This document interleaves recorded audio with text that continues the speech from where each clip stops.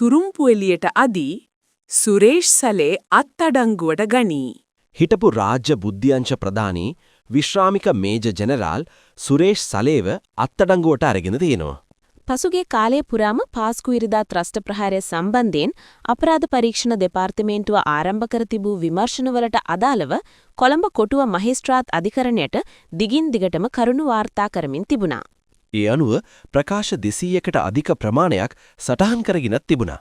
ඒ හරහා ලැබුණු තොරතුරු මත අද දින සුරේෂ් සලේව අත්අඩංගුවට ගත් බව වාර්තා වෙනවා.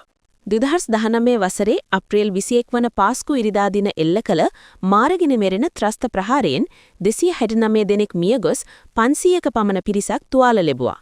ඒ වගේම මෙම ප්‍රහාරය නිසා මෙරට ආර්ථිකයට දෙඩි බලපෑමක් එල්ල වුණා විතරක් නෙමෙයි දේශපාලන ක්ෂේත්‍රයත් හෙල්ලුම් කෑවා. පාස්කු ඉරිදා ත්‍රස්ත ප්‍රහාරය සිදු කළේ කවුද කොහොමද කියන එක ගැන සම්බන්ධයෙන් කාට චෝදනා එල්ල වුණත් මේ ප්‍රහාරයේ මහ මොළකරුවා වෙන්නේ සුරේෂ් සලේ බවත් ඒ හිටපු ජනාධිපති ගෝඨාභය රාජපක්ෂව බලයට පත් කර ගැනීම වෙනුවෙන් කළ බිහිසුණු කුමන්ත්‍රණයක් බවත් දැඩිව විශ්වාස කරන විශාල පිරිසක් ඉන්නවා. ඒත් මෙතෙක් කාලයක් සුරේෂ් සලේට විරුද්ධව කටක් කැරලා චෝදනා කිරීමට නිර්භීත වුණේ කිහිප දෙනෙක් පමණයි. සලේ මේ ප්‍රහාරය පිටුපස ඉන්නවා කියන එක ගැන නිශ්චිතව සාක්ෂි සහිතව මුලින්ම හෙළිදරව් කළේ පිල්ලයන්ගේ හිටපු ලේකම්වරයෙක් වුණු හසීර් අසාද් මෞලානා විසින්. ඒ බ්‍රිතාන්‍යයේ චැනල් 4 නාලිකාව සමග කරපු වැඩසටහනකදී. මේ වැඩසටහනේදී ඔහු තොරතුරු රැසක් පවසනු ලැබුව අතර මේජර් ජෙනරාල් සලේ පිටුපස සිටියේ ගෝඨාභය රාජපක්ෂ බවට අනන්‍යතාව හෙළි නොකළ රජයේ ඉහළ නිලධාරියෙකුද චැනල් 4 නාලිකාවට අදහස් දක්වා තිබුණා. මේ වන විට අත්අඩංගුවේ රඳවා තබාගෙන සිටින පිල්ලයන්ද මෙම ප්‍රහාරය ගැන තමන් දෙන සිටි තොරතුරු රැසක් හෙළි කර තිබෙනවා. කොහොම නමුත් සලේ තමන්ට එරෙහිව නැගෙන චෝදනා සියල්ල ප්‍රතික්ෂේප කර තිබුණා. ඒ කෙසේ නමුත් පසුගිය කාලය පුරා පාස්කු ප්‍රහාරය සම්බන්ධයෙන් නිශ්චිතවම සාක්ෂි සහිතව නම කියවුණු සලේව අත්අඩංගුවට ගැනීම ප්‍රමාද වීම ගැන බරපතල සැකයක් ජනතාවට එටිව තිබුණා. සලේ වරදකරුවා වුණත් නැතත් ඔහුට චෝදනා එල්ල වී ඇති මොහොතක ඔහු අත්අඩංගුවට ගෙන ප්‍රශ්න කිරීම මීට බොහෝ කලකට පෙර වී යුතු දෙයක්. එසේම එය නීතිමය අවශ්‍යතාවයක්. කොහොම වුණත් මේ වන විට සලේව අත්අඩංගුවට ගැනීම නිසා පාස්කු ප්‍රහාරය සම්බන්ධයෙන් යුක්තිය ඉටු වෙනු ඇති බව බලාපොරොත්තුවෙන් සිටි සීලු දෙනාටම යම් අස්වැසිල්ලක් ලැබී තිබෙනවා.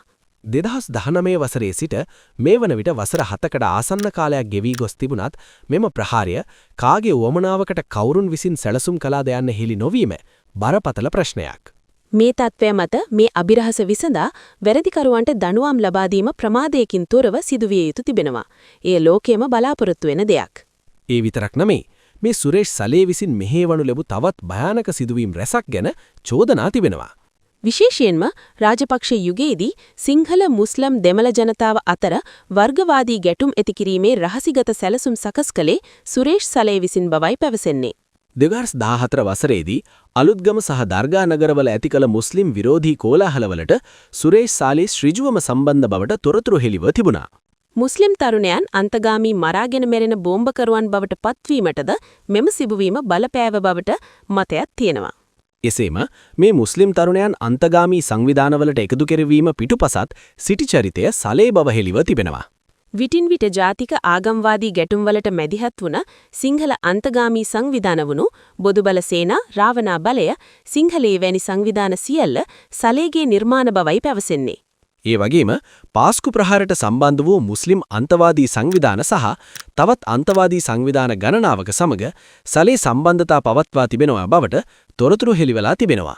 ඒ වගේම උතුරු පළාතේ ක්‍රියාත්මක වුණු දෙමළ තරුණයන්ගේ ආවාකල්ලි ලෙස හඳුන්වනු ලැබූ සංවිධාන ගණනාවක් නිර්මාණ කිරීමත් මේ අතර තියෙනවා.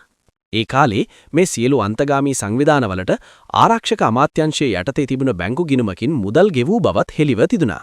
එදා ආරක්ෂක ලේකම්වරයාව සිටිය ගෝඨාභය රාජපක්ෂගේ පූර්ණ දැනුවත්භවය සහ ආශිර්වාදය යටතේ මේ මෙහෙයුම් සිදු තිබුණා. එදා ගෝඨාභයගේ දකුණු අතමැන් සිටියේ ශ්‍රී ලංකා යුද හමුදාවේ හිටපු බුද්ධි ප්‍රධානී මේජර් ජෙනරාල් හෙන්දා විතාරණයයි. සලේ කියන්නේ ඔහුගේ විශ්වාසවන්තම ගෝලයයි. මේ අයට විරුද්ධව තිබෙන මේ අපරාධමය චෝදනා කිසිවක් මේ අයට ප්‍රතික්ෂේප කර හැකි ඒවා නෙවෙයි. මෙත් දක්වා තමන් වරදකරුවා නොවෙන කියලා සලේට හරි ගෝඨාභයට හරි ඔප්පු කරන්න පුරුවන් කමක් ලැබිලත් නැහැ. යුද හමුදාවේ හිටපු බුද්ධි අධ්‍යක්ෂකවරයාවද ජාතික බුද්ධ්‍යංශ ප්‍රධානියා ලෙස කටයුතු කළ සුරේෂ් සලේට ගෝඨාභය රාජපක්ෂ ජනාධිපතිවරයා ලෙස 2019 දී පත්වීමට පස්සේ රාජ්‍ය බුද්ධි ප්‍රධානියා ලෙස උසස් වීමක්ද ලබා දුන්නා. ජනාධිපති රනිල්ගේ පාලන සමයේද රාජ්‍ය බුද්ධි ප්‍රධානිය ලෙස කටයුතු කළේ සුරේෂ් සලේ. කෙතරම් චෝදනා එල්ල වුණත් ජනාධිපති රනිල්වත් සලේව අඩුම තරමින් ඒ තනතුරෙන්වත් ඉවත් කළේ නැහැ. කොහොම වුණත් මේ වෙනකොට සලේව අත්අඩංගුවට ගැනීමට අවශ්‍ය වාතාවරණය සැකසීම ගැන ආණ්ඩුවට ස්තුතිවන්ත විය යුතුයි. ගෝඨල සලේල සිදු කළ අපරාධ සම්බන්ධයෙන් නොබියව ඍජුව විමර්ශන සිදුවනවා නම් මේ රැඩි අදටත් අභිරහස විදිහට පවතින බොහෝ අපරාධමේ සිදුවීම් සම්බන්ධයෙන් සත්‍ය හෙළිකරගත හැකි වෙනවාට කිසිදු සැකයක් නැහැ. හැබැයි විමර්ශකයන් සහ ආණ්ඩු කරන දේශපාලකයන් වෙන ඩීල් වලට යට වුණොත් මේවා සදාකාලික රහස් බවට පත්වෙනවා. මේ අපරාධ නිසා වින්දතියන් වුණු කිසි වෙනකුට සාධාරණයක් යුක්තිය තිටු වෙන්නේ නැහැ. වර්තමාන ජනාධිපති අනුරට රටේ බහුතර ජනතාවක් ඡන්ද දුන්නේ තුනෙන්ද්‍රකේ බලයක් සහිත මාලිමා ආණ්ඩුවක් හදන්න ඡන්ද දුන්නේ පාස්කු ප්‍රහාරයේ වගකීයුත්තන්ට දඬුවම් දෙන බවට ලබා දුන්නු දැඩි පොරොන්දුව නිසායි. එසේම දේශපාලන පක්ෂ ಜಾති ආගමික ભેදයක් නැතිව මේ රටේ සියලු ජනතාව මේ ආණ්ඩුවෙන් බලාපොරොත්තු වෙනවා. ඒ අනුව මෙම පොරොන්දුව ඉතා ඉක්මනින් ඉටු කළ යුතු වෙනවා.